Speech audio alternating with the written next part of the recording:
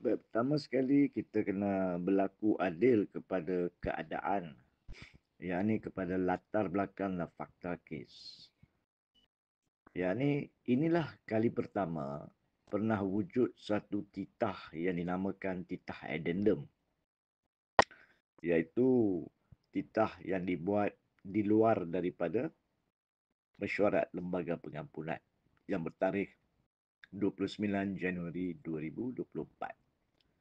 Tidak pernah lagi dalam sejarah Malaysia wujud titah yang berasingan daripada di dalam mesyuarat lembaga pengampunan.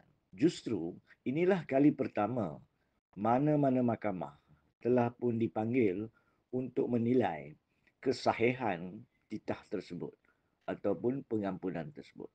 So itu kita kena berlaku adil. Fakta kes menunjukkan ini adalah latar belakang yang berbeza faktanya.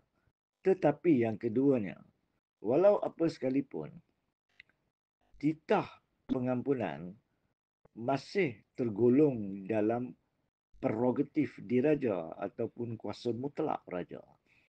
Justru apabila Yang Arif Hakim Mahkamah Tinggi mengatakan bahawa ianya tidak menuruti peruntukan perkara 42, yakni tidak dibincangkan dalam mesyuarat dan tidak diputuskan dalam mesyuarat, maka secara tak langsung Yang Arif Hakim Mahkamah Tinggi telah juga mempersoalkan deretan pelbagai nas atau kes yang telah putuskan terlebih dahulu sejak daripada merdeka sehingga sekarang, yang mengatakan bahawa walau apa sekalipun yang berlaku di dalam lembaga pengampunan atau tidak ada lembaga pengampunan yang sah sekalipun, ataupun tidak ada kehadiran mana-mana pihak termasuk peguam negara dalam mesyuarat tersebut, tidak mencacatkan titah.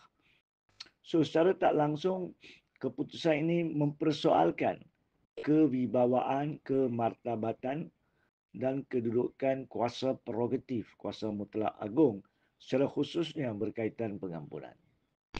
Yang ketiganya, ada juga dalam penghakiman lisan yang Arif seperti laporkan media, mengatakan satu-satunya pihak yang boleh memberikan perintah tahanan ataupun pemenjaraan rumah adalah pihak penjara. Di sini dalam erti kata lain, ianya seolah-olah meletakkan pengampunan pengampunan diraja tertakluk kepada kuasa pihak lain. Adakah itu satu interpretasi ataupun pengumuman yang betul?